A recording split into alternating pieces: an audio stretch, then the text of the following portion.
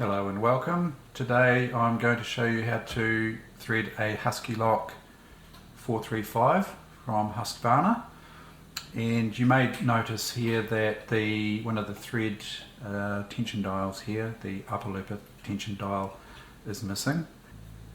So I've taken the dial off here just to make it easier to see so that I can show you in detail what actually happens with the thread there when it goes through the tension disc there. As explained in other videos, we've got the thread stand here, and you can see that this is a 3-thread, and we've got the mast here which is lined up. You don't want it offset like that or that, you want that to be lined up there. And I'm just going to thread with these white 1000 meter cops of thread here. Just place those on the back, and I'll drop the mast down a little bit just so you can see this part. I'll just thread these threads through here like so. Likewise with this one here, like that. So we've got the 3 threads over the loops here on the mast, and I'll just pull that mast back up. So we'll start by threading from the master loops there through these 3 guides here. So we've got blue, green and yellow, and they just hook under just a little one-way thread guide there. Makes it nice and easy. And as always, we'll start with the upper looper, the green here. So if we take a look in behind the door here, it's just a matter of pushing the lever to the right there on the front of the door and swinging the door out. And we can also see threading diagram there. So we're going to be doing the green here to start with, and then we'll be doing the blue lower looper. So the green is the upper looper. So what will happen is the thread comes in, and if you hold it tight above and below, you can pull it in, you can make sure it's pulled right into the disc. You don't want it to be just sitting on the outside like that. You can see there that it's not going into the center of the disc. That's got no tension, no matter what I do with this tension. In that situation,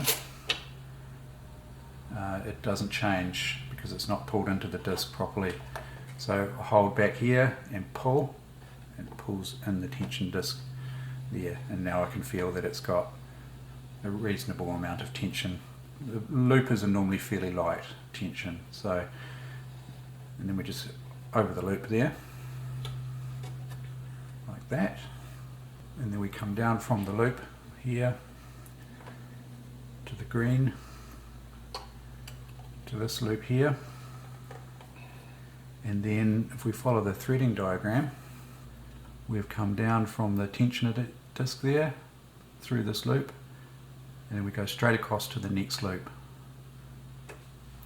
Okay, so straight across to that loop, and then you can see it goes down to the first loop down here, this one on the diagram. So we'll go through that one there like that, and then from that loop to the second loop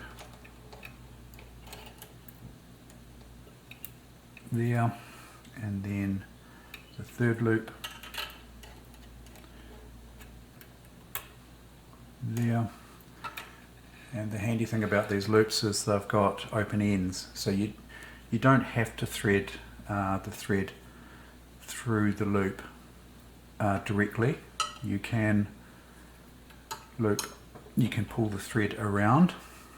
See if I can get a close shot for you. So just to show you that, if I pull that thread back out of there, thread through here like that, which isn't too hard to do, but it's a little bit more difficult than just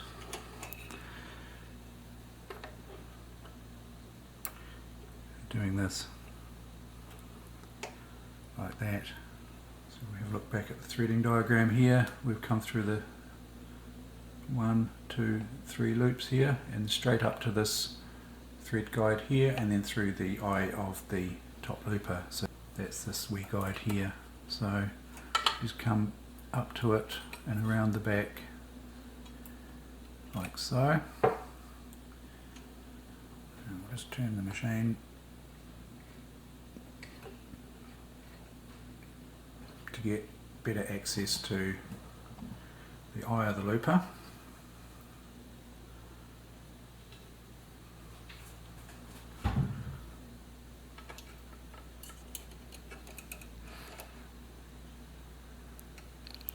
Like that.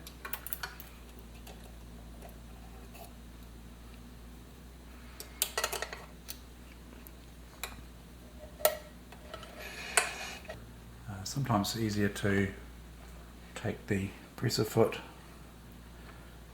off, just unclip it. There's a little lever at the back here, push that in, and the presser foot comes off.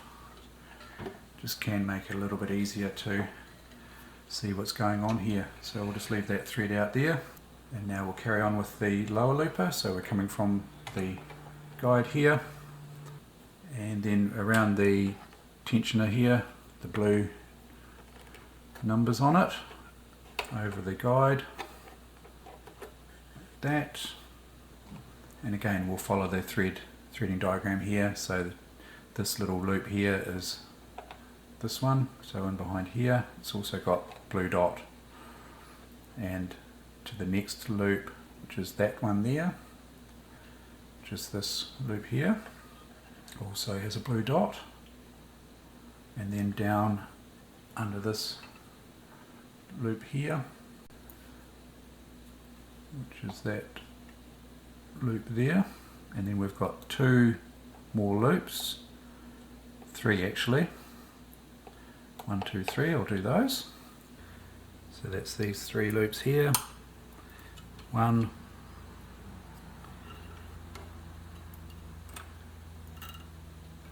2, and I'll just open the side cover, and that way I can get my tweezers through and just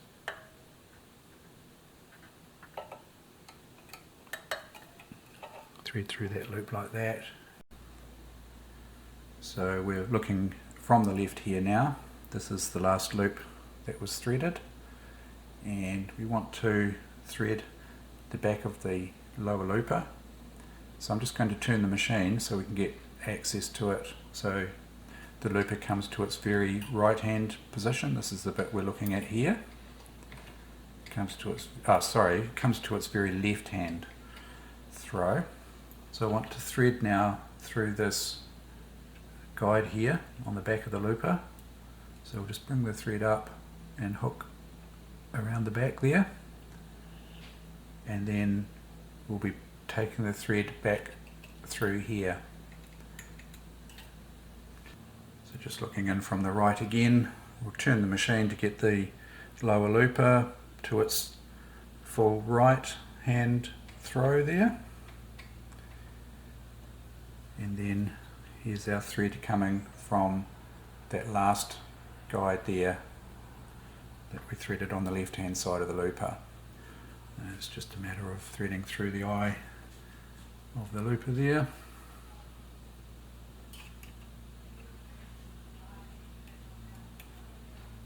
And just see if we can get that in the right place there, just so I can get my tweezers in the back there to pick it up. Like that. And that's the 2 loopers threaded. And I would normally put this thread so that it comes under the presser foot there. So now we can see, from looking more sort of top down, we can see that the 2 looper threads now are coming out to the left here. Then it's a matter of just threading the needle here. So we'll come from the yellow guide here around the tension disc here, under this loop here, and in between this guide and through this guide here. There's a little slot in the front to allow you to put the thread through there, and then just in behind that guide there, and then down through this guide like so. Just trim the thread and thread from front to back through the eye of the needle. And now we're ready to start chaining out there, so we should be able to just slowly put a bit of power on there.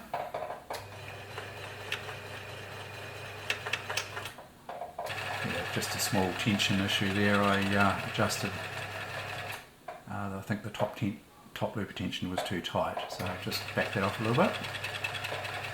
So there we go, chaining out there.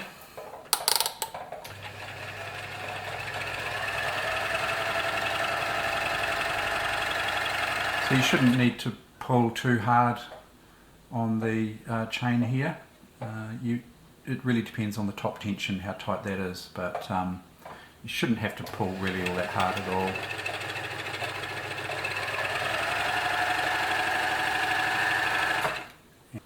So I'll put the press foot back on. Apologies, I've just realised that the state of my hands. I was working on my car, and yeah, my hands got a bit of a hammering. Hot exhaust pipes and carburetors and things, so yeah, sorry about that. I probably should have covered those. Just get this press foot back on like that. Close the doors.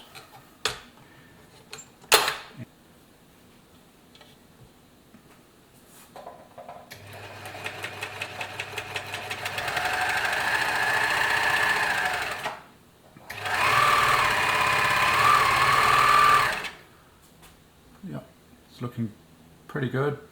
The tension needs some attention, but I'll sort that out. In fact, I intend on doing a video on tensioning for overlockers and sewing machines, so keep an eye out for that one. And the blade also needs an adjustment here, I can see as well, so yeah, keep an eye out for more videos on those subjects. But that seems to be sewing quite well there.